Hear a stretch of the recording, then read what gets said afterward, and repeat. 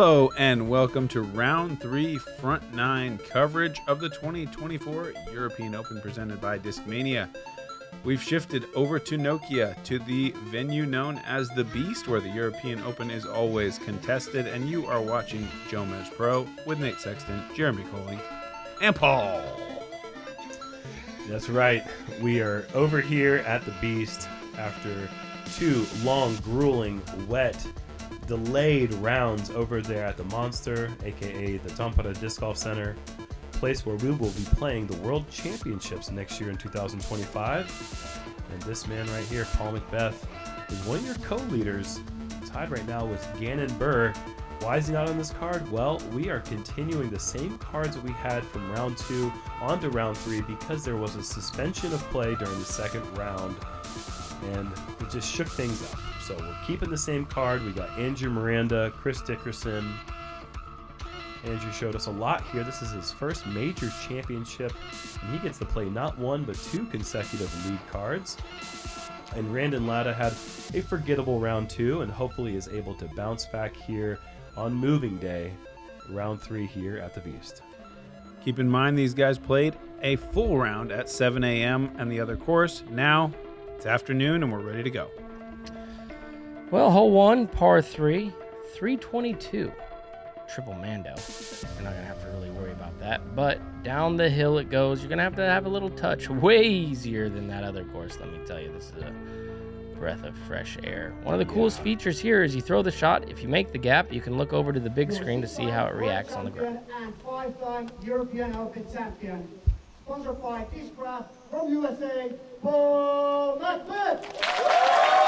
And Paul McBeth absolutely cleaned up during the President's Cup just a few days ago on this very track. Hopefully he's able to continue that momentum on this course that has brought him so many major titles.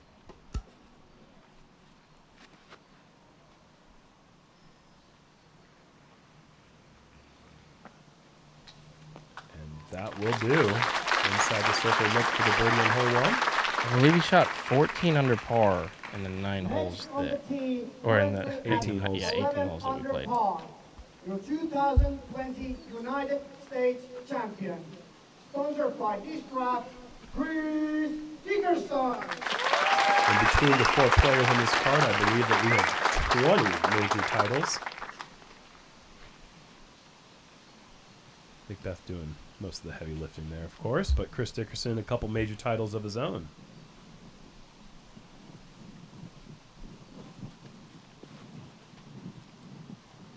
It's a little inside. Similar to McBeth's shot, just a touch shorter. Next on the tee, currently at 6 under par. Sponsored by PDGA Disc Golf from USA, Andrew Miranda. What did you guys throw and then look at the big screen and see?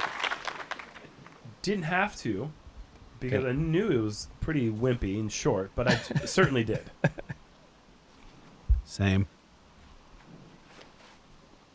This is not wimpy. If this moves left, this is going to be phenomenal. It just hits those trees on the right side. That was very close to being almost like exactly what Andrew wanted. Next on the tee, currently at 2 under par. Sponsored by Innova from USA, Randon, Latta.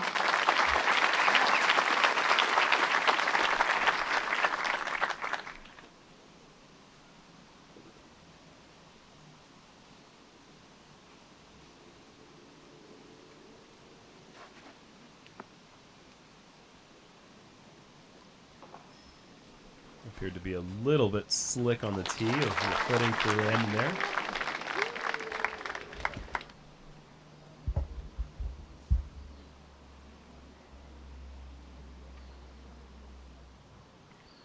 I'm happy that Andrew and Randon both get an opportunity to experience this epic crowd here. Although, obviously, Randon went the opposite direction with his round 2 performance. Andrew really held it together and made some great putts and ended up shooting a pretty decent round. And this is both of their first lead card appearances at a major championship, or at least round 2 was, but they didn't get to experience the crowd, and today they do.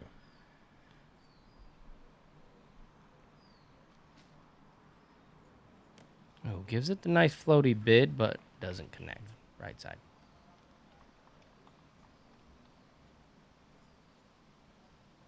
McBeth off the bat. Nice putt.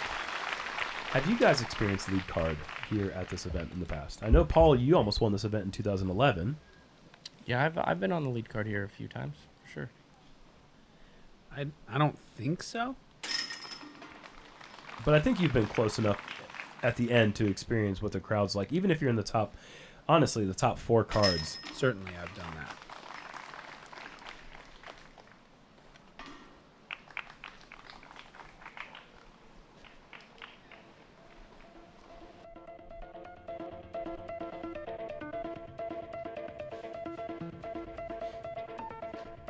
Not many courses require multiple bleacher areas. This course certainly does.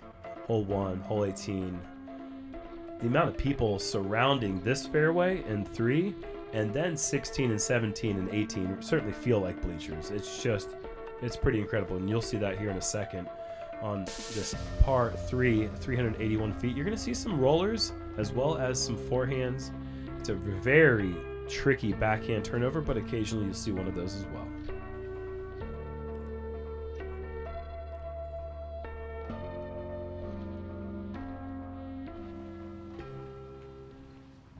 Pop over. Yeah, look at that. Check out Gannon. So many people. Sitting at 13 under. Got a birdie on 1. And I don't think we mentioned this at the end of the show, but Gannon did, in fact, go on to birdie the submarine hole, and he shot a new course record 9 under to jump up there to be tied with this man right here for the lead at 12 under to start the 3rd round. Yeah, you can take a look to the left and see that crowd Oh, lining the fairway. Don't worry about it. He's in control.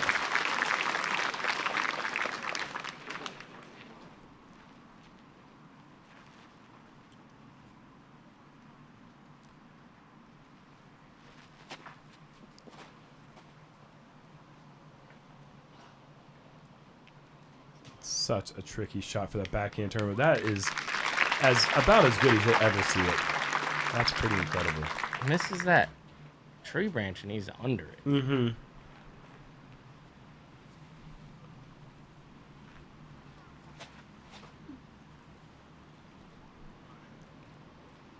Bit wide.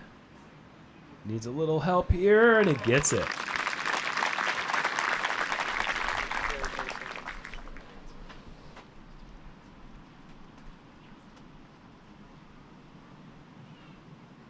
Randon going to the run-up. Interesting.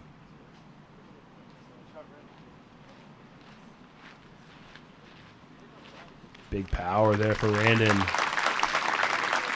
You like to see that?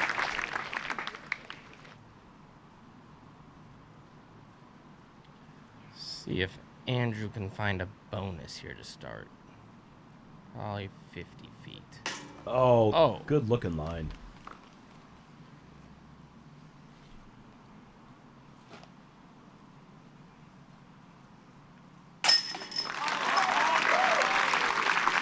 Have you ever heard that marathon racers' heartbeat and heart rate is actually slower while they're running than it is in normal everyday life?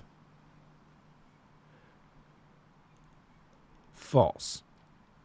I've actually heard that to be true. That cannot be true. And I believe it applies to some ultra distance marathon runners that they're slow when they're exercising. Their heart is slower than when they're at rest. And my next point is, I wonder if Paul's ability to play his best disc golf can only really be achieved when there are big crowds watching and applauding, because he's so used to having people on him. Oh, I think there's something to that for sure. I'm chomping at the bit to dig into the research. I will be, but I've heard that before. I didn't just make that up. Okay, So all right. So all you're saying is we have to run and play. Not me, man. Not me at all. I think for sure though, when you have played in front of people your whole career, like, I don't think Paul can just find the focus and find the. I don't think I can either. Like, to play my absolute best, it helps me when there's like some people around and, and it feels like you're doing it for somebody. Hole 3, par 5, 863-foot hole with eagle potential. The players have the option to lay up short with a little forehand pitch and then go relatively big on their second shot, or go big off the tee and give themselves an opportunity to attack this elevated green in 2.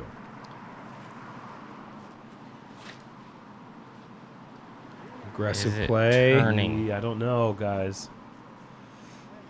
It crosses the corner, but does not hold the turn. At least he gets the corner.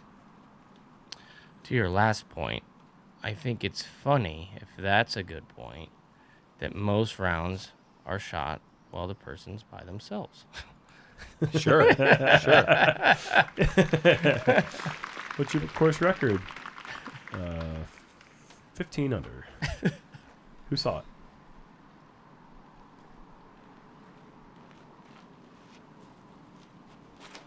And going big.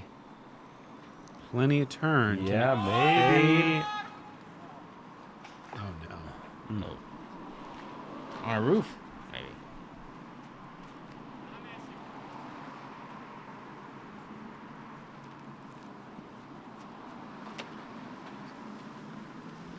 Too low. Too burned over. Unless it rolls back, it's not gonna. So only one person safe off the tee, and that's the player who elected to play safe, Chris Dickerson. That being said, I think Paul still has an opportunity with a really great shot to get a birdie still. Unlikely, but possible. This looks fantastic. Yeah, across the road and shoot. Moly. Crushed. People don't give Chris Dickerson enough credit for his distance. That is a huge weapon that he possesses. Like, go ahead and lay up if you got that one in your back No pocket. doubt. Easy birdie from there, I would think. If you got that one in your back pocket, then go for it. Go for the Off the- eagle. Yeah, Off the right, tee. right. Maybe. You could. Because that same shot leaves Easily. you just a short chipper in there, really. The technical approach coming for Randon after the OB drive.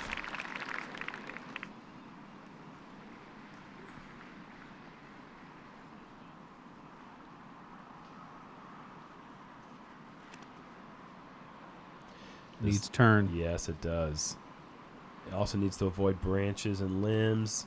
Oh. Okay, that's best case scenario. That was flirting with a lot of danger there for Andrew's third shot.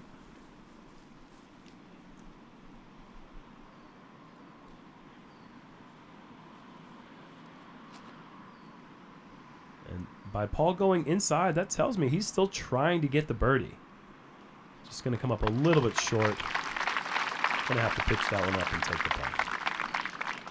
Yeah, you can see that red circle 2 marker. So he's at least 70 feet from the basket. OB behind the basket from that angle as well. So Very dangerous green as well. unlikely that we would see him make a run for that. Oh, that's best bounce case. Best bounce case. Best case scenario off the ricochet off the fence for Randon.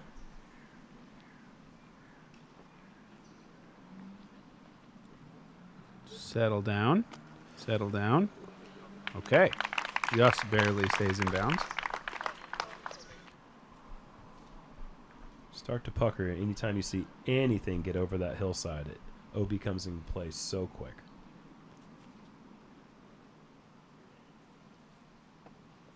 Ooh. Tap in birdie.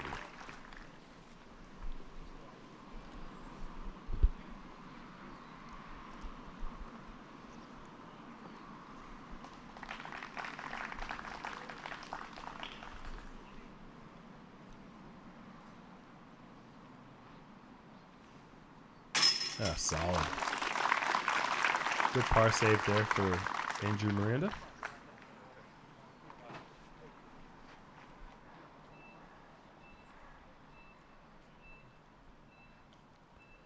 Randon looking to do the same. And the putter has failed him. This one may be even more difficult. It's low-hanging limbs on its way into the basket for the bogey.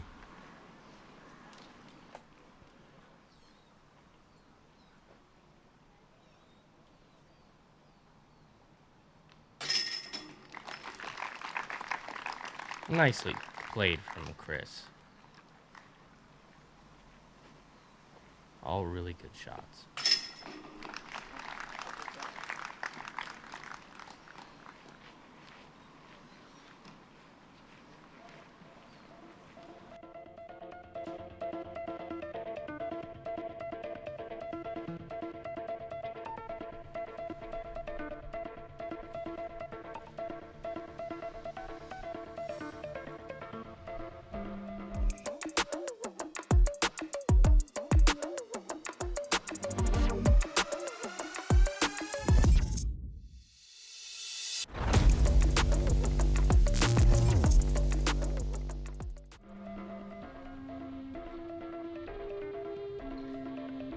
Hole 4, par 4, 617 feet. OB down the right side with the road. You need to hit this tight gap. You can do so with backhand, forehand, or big backhand roller if you want to get really aggressive.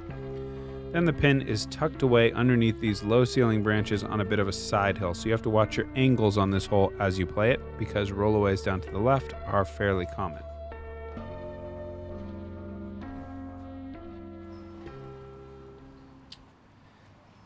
Take a look at Gannon. In solo first now with a perfect start to this point. That got away from him a little bit, but found some distance down the fairway. As long as you don't kick too far left down the hill, there's usually some options that are available, but you'd like to be up to that right side like Niklas. I think he was really fortunate to get to this spot. Oh, look at that kick. That's all right. Probably put him in the circle. Oh, I think he's only 25 feet away, if not closer. Niklas having to go for a higher line, playing the hyzer into the pin. Are you kidding me? Under the basket. Creativity and execution. 4 for 4. Remember, this is Gannonbur's first competitive round, if you don't count the President's Cup, on this course. Kind of got to count that. It certainly is a great warm-up for this event. But there's 9 holes you don't play. That's the President's Cup using only half the course. Correct. This looks like the roller. And this is one of those holes that they do not play during the President's Cup. Such a technical roller angle. You don't get much room at all on that left side to lay it down.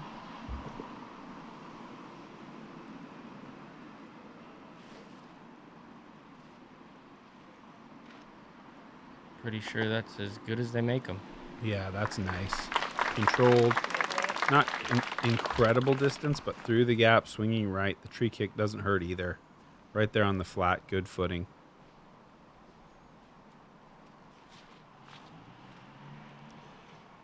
If this gets to the right, it's going to be just drifted a bit too far left, and then it kicks left. Maybe some scramble options down there, but that kick did not help.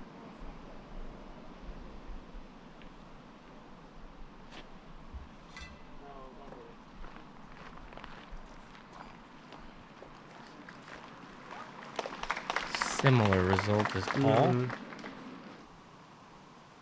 Wonderful to see the standstill forehand coming out for Randon on his second.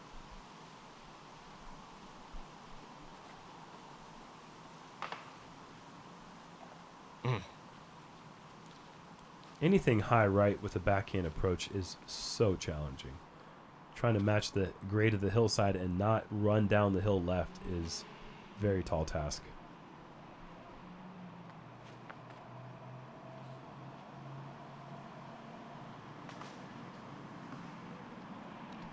Great shot from back there.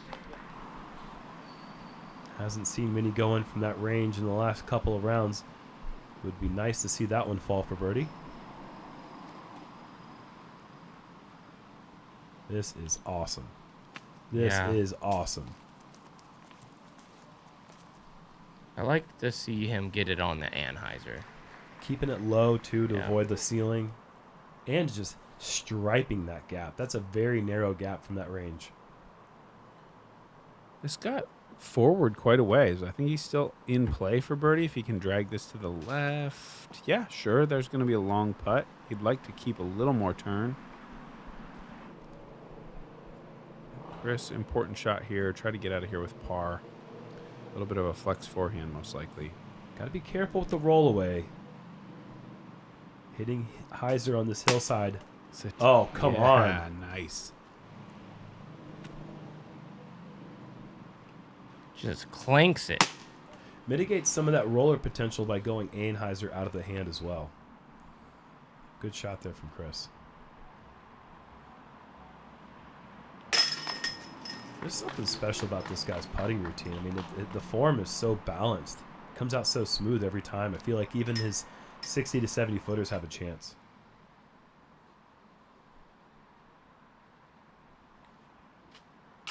Let's go. Those things. Because they used them for the World Tour at USDGC whenever.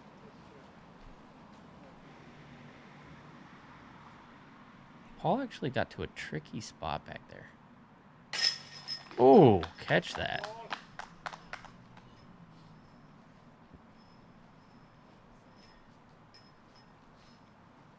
Off to a great start, 3 through 4.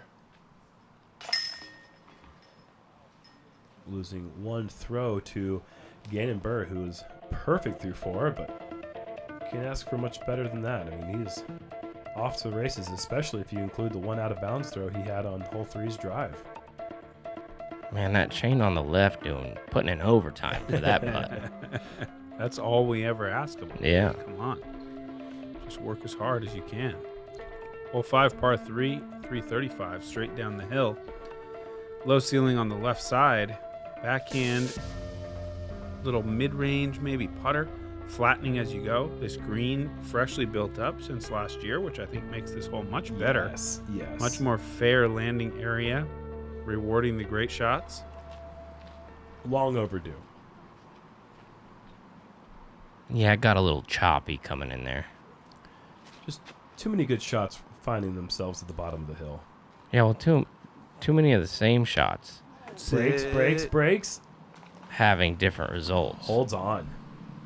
Yeah, I agree. And I think they did a great job here by building up and having a nice mulch green. This looks too high. Yeah, the height is a problem on this hole with those branches that Andrew got past right there. That is Don't give up on as this. lucky as you can get. Those branches very rarely yield anything past them.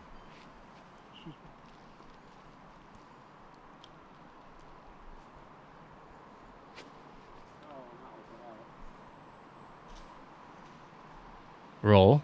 Ah.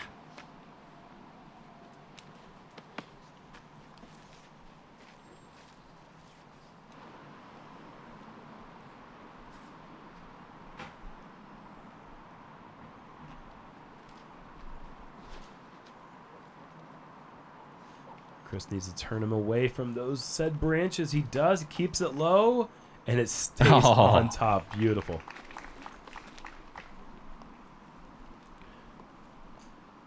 In years past, this approach was much scarier than it is now, but it's still not necessarily easy, although Randon makes it look so.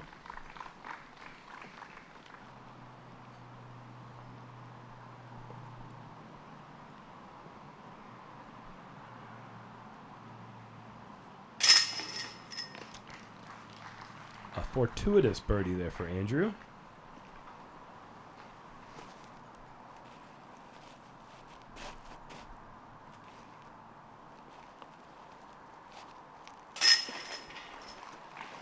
This is official fire mode. Beast mode on the beast. Gannon Burr's kind of forcing the issue. You better shift it into mode. No doubt.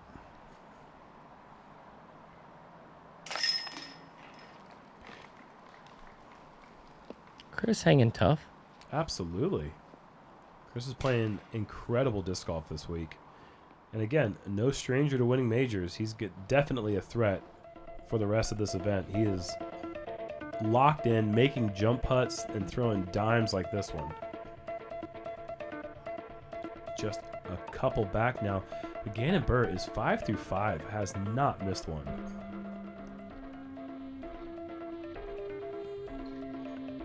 Hole 6, par 3, 328.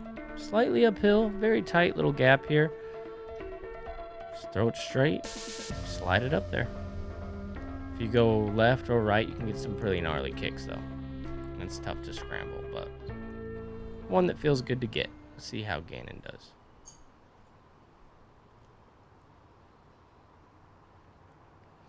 See how straight he can get it. This looks pretty straight. It's really straight. 6 through 6. That looks annoyingly simple from that camera angle. Like, it doesn't even look like he hardly needed to hit a gap. This hole is really narrow, and the low-ceiling branches are difficult to deal with too, but he just fired that underneath, let the hill force the anti-skip. I think this shows how difficult this hole is a little bit better from this angle. Absolutely. You can barely see that little guy back there. Balls that's going to drag inside. It's not, and it's going to kick right out of birdie look.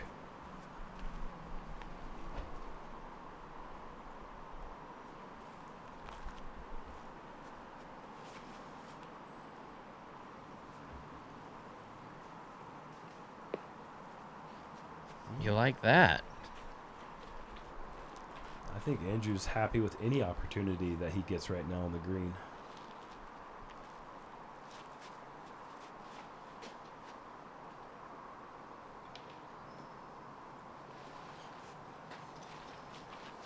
Okay, we got a lot of iffy stuff up there on the green. Not sure if they're going to have runs. I know Andrew will, but have to wait and see what Chris has. McBeth over there on the left. Randon. No stranger to going deep on Never holes. have I ever. Wow. Just firing the disc. Have any of you seen a drive outside the circle long on hole 6 No. in your life? No. No, never. Well, you're just hoping to slam it in the hillside scooter on up. Yeah, and you wouldn't want to throw it that high. Like Yeah. that's probably a mistake Yes. on his part, but does give it an ace run. Normally those get knocked down, but Randon finds his way to the top of the hill and we'll have a look down for the birdie. He's also not hating the result. Back there, that's a make. Oh, yeah.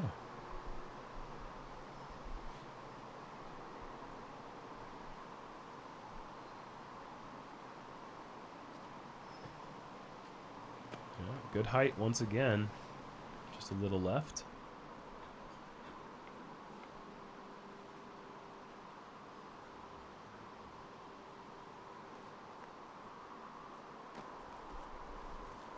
Yeah, just running away a bit.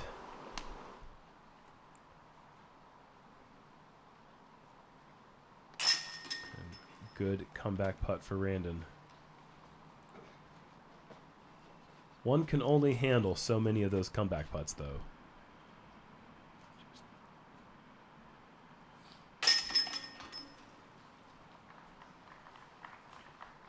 So it will be 4 pars on 6. And McBeth will lose another shot to the charging Gannon Burr.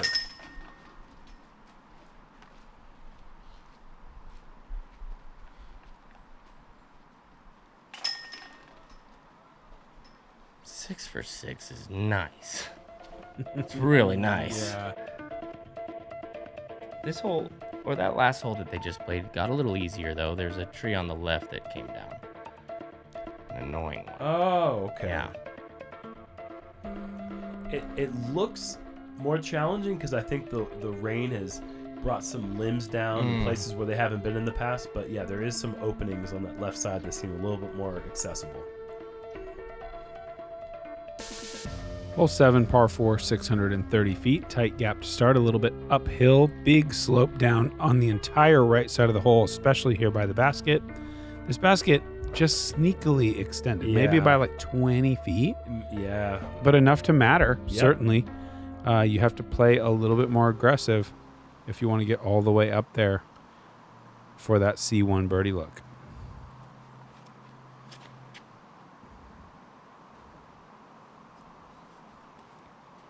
Paul really swung that wide, kind of played almost a gentle hyzer there. You don't see that approach very often because it is such a narrow fairway, but he's done pretty well. You got some room on that right side to start it off with the hyzer angle. I love the hyzer angle. Yeah. It gets you up to the left side, and the miss is left. Sure. And that's good up there. If you even get up there on the path, you're okay. Yeah, absolutely.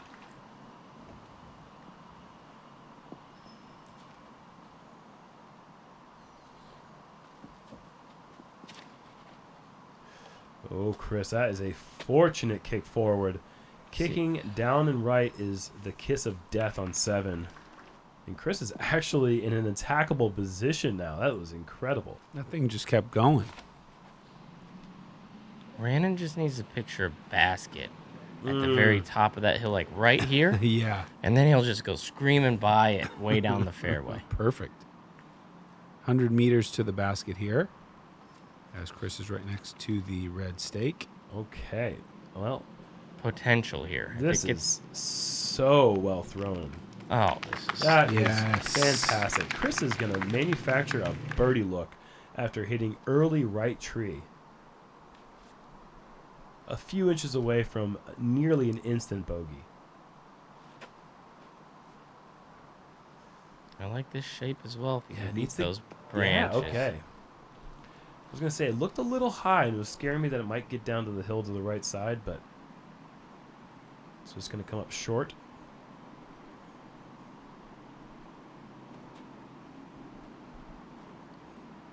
Is this going to come out of that?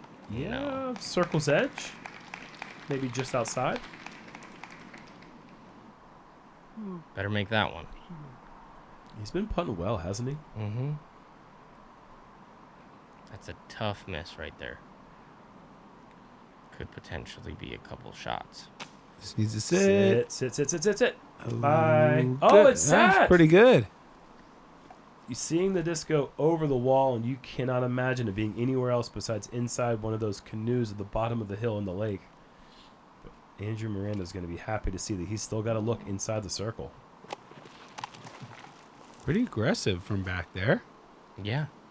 Gonna have to hit a nice comeback putt. So just inside the circle for Paul. Looks a lot like hole 18 at USCGC kind of. Yeah, it certainly does. Yeah. Tournament McBeth has won a couple times. Can't think of many tournaments that McBeth hasn't won a couple times. Am Worlds. Shout out to Greg Schwartz, 2007. 3-hole playoff, I believe. Something like that. I don't know. I wasn't there. I had already won mine. And Andrew able to collect the birdie. Very rarely will you see a disc go over that cliff and stay put.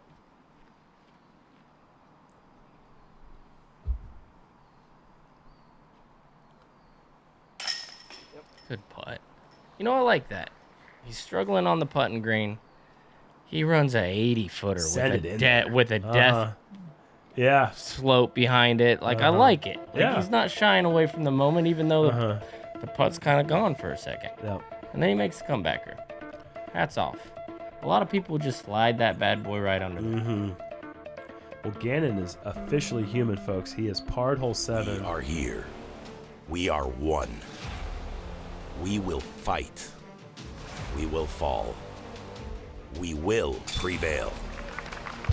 From the fjords of Norway to the shores of Spain, from the fire of Iceland to the hope of Ukraine, 30 countries, one voice. Go Europe.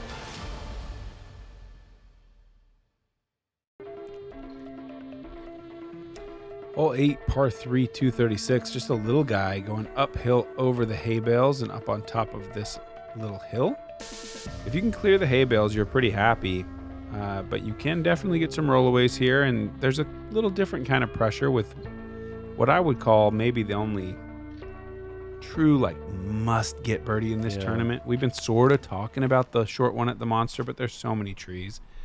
This one really embarrasses you if you don't get it up there near It the hurts. basket. I'm not a big fan of the hay bales. I'm not gonna lie. I think they're silly. It makes the hole harder a little bit. But I don't know. I feel like maybe it catches bad shots too. from yeah, it rolling could away. save roll away. You're true. You're right. I've seen quite a few shots that looked pretty decent that were just not quite high enough. Hit those hay bales though.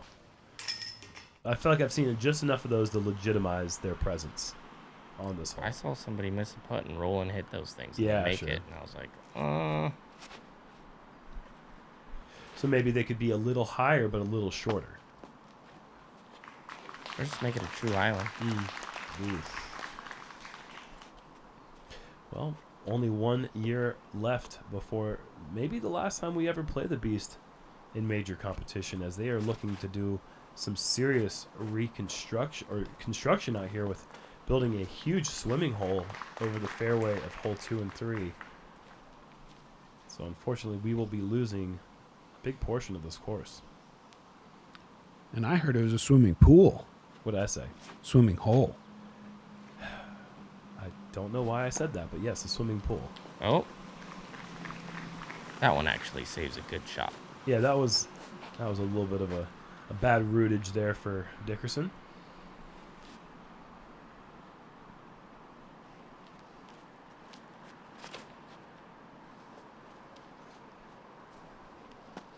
He's going long.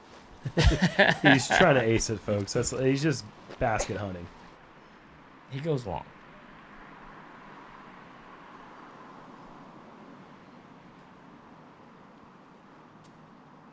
Count it. Who dribbles him in more than Chris Dickerson? Just a wounded duck, hits a limb, basket, over the rim, catches 2 chains, birdie. You don't see him 3-putt too much. That's very, very true.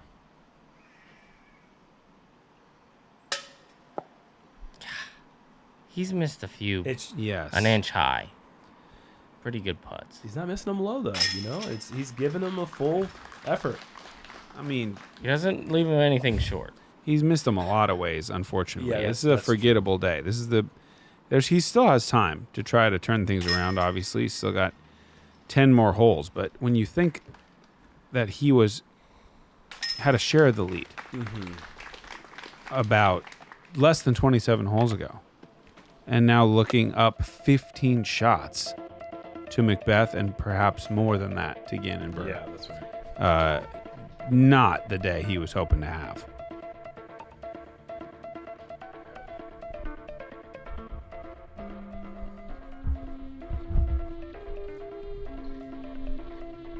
Hole 9, par 3, 338. Down the hill. This is a good one for the sidearm. Push it out to the left side right here. Take on these 2 trees on the left that were flying by. Skip right into the circle. There is a up the middle mid-range shot. It's a low ceiling shot with a little bit of turn. More technical for sure. See what these guys do. Typically they're going with the sidearm. Oh, this is wide and immediately flipping up out of Paul's hand. And not the part of the hill you'd like to hit to get the skip towards the basket, but still inside the circle, I believe, or right there on the edge.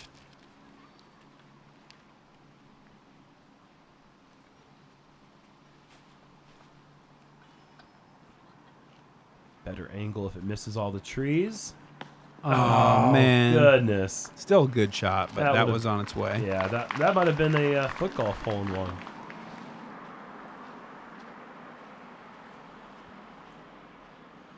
This hole always has that extra foot golf slash, I don't even know what they call it, but the whole concept is called multi-golf, right? Yeah. Where you have a disc golf basket and you have Right. that hole underneath that can be used for foot golf with a soccer ball, but also this Wiffle like ball. wiffle ball, comically oversized clubs situation that I haven't tried, but would be happy to try if you would ever invite me, Jerm. I've played a few times and keep forgetting to call you. My bad.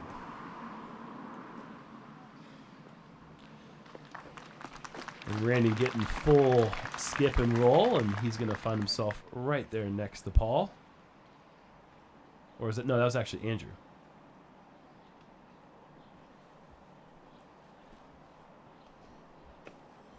Just a little layup. Chris almost made it.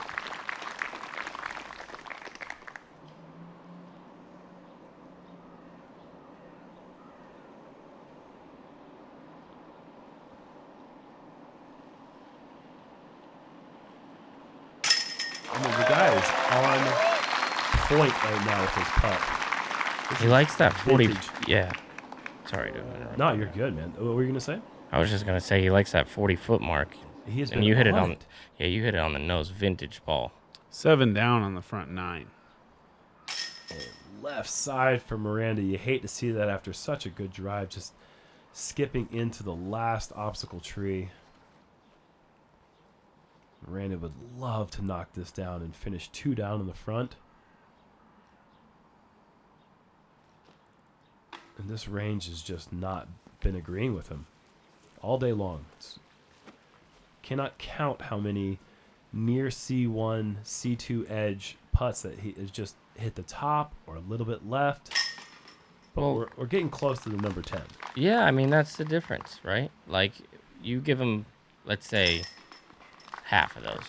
Mm-hmm. Put him to 8 under. That's a pretty solid spot in Yeah, the tournament right certainly now. is. You know what I mean? With Mhm. holes to play. Certainly is. Because then you're going to think he's going to at least make some of those coming down on the back 9 too, and then all of a sudden it turns in just a great instills equalizer. confidence.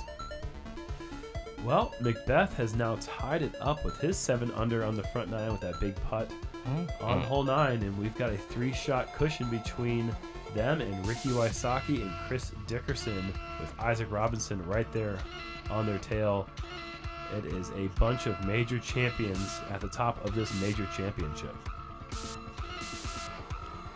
We'll be right back with a look at the back 9 of the Beast. A couple really, really famous holes. That finishing stretch may be one of the most iconic in our sport. So can't wait to see how these guys do back there. Island holes, the 18th. It's going to be incredible. Come back and join us.